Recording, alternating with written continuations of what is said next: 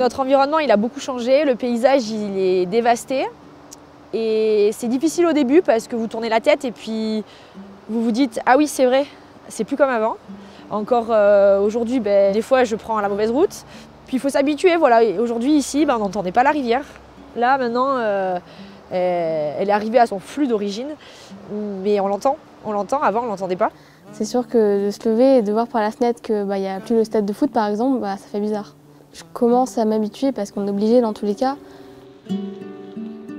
Dès que je me réveille, je me dis que c'était un cauchemar et qu'on va se réveiller. Mais en fait, dès que je vois le paysage, je me suis dit en fait non, c'est vraiment arrivé, ça s'est réellement passé.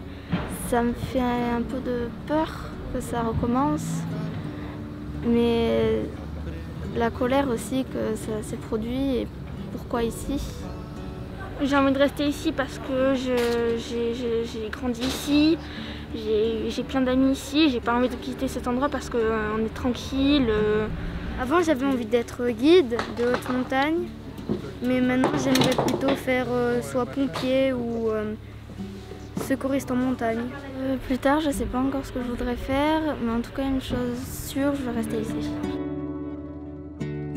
Comment je vois les jeunes dans l'avenir et puis dans l'environnement, je pense qu'ils sont quand même très sensibilisés. Moi, je suis assez optimiste quand même pour eux. Ils apprennent à vivre avec, on les sensibilise et je pense qu'ils sont assez réceptifs à tous ces problèmes-là. Mes envies, elles n'ont pas tant changé que ça parce que dans tous les cas, je sais que j'aurais pas pu rester ici toute ma vie. Oui, c'est sûr que je garderai un lien parce que c'est quand même là où j'ai vécu toute mon enfance et que forcément je reviendrai, je verrai comment ça change, etc. Je suis autant liée au côté français qu'au côté italien, même si pour moi c'est la terre brigasque et c'est pas la France.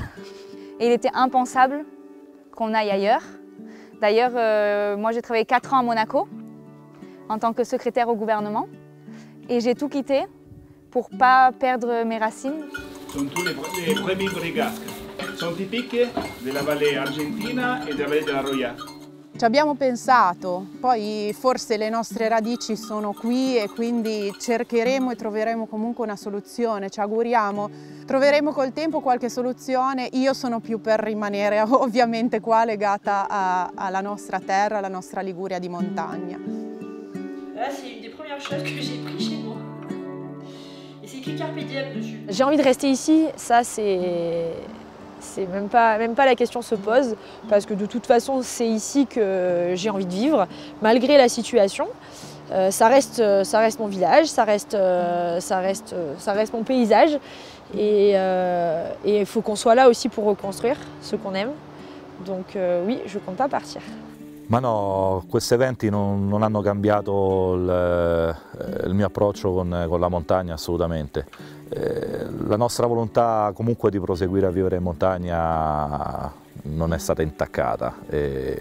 Sono zone di montagna, zone impervie, zone che comunque sei tu che ti devi adattare un po' al posto e non il posto che si deve adattare a te. Quindi, come nel deserto ci sono le tempeste di sabbia, in montagna ci possono essere questi eventi, quindi bisogna avere l'intelligenza di riuscire ad adattarci al posto dove si decide di vivere. Je pense que c'est intéressant que la population travaille vraiment ensemble, que les gens voient bien qu'il n'y a pas des intérêts personnels à gagner là-dedans, que c'est un projet de renouvellement global qui va toucher toute la vallée pour recréer quelque chose de nouveau et que ce n'est pas des initiatives individuelles qui vont faire avancer les choses.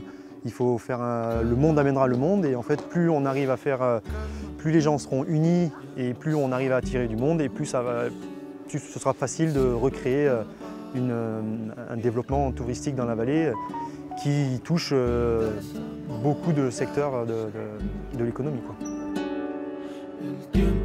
Sicuramente siamo molto più agevolati, questo discorso di vivere in montagna sicuramente a noi ha avvantaggiato in questo periodo, quindi si può fare molto in montagna, si può lavorare, si può veramente riscoprire tanti particolari che sono stati un po' dimenticati facendo una vita più frenetica in città o comunque in posti dove non godi di panorami, non godi dell'aria buona, non godi del buon mangiare, non godi dell'incontro con le persone in piazza a fare una chiacchiera, a prendere un caffè. Quindi li invito veramente di cuore a riscoprire un po' la montagna.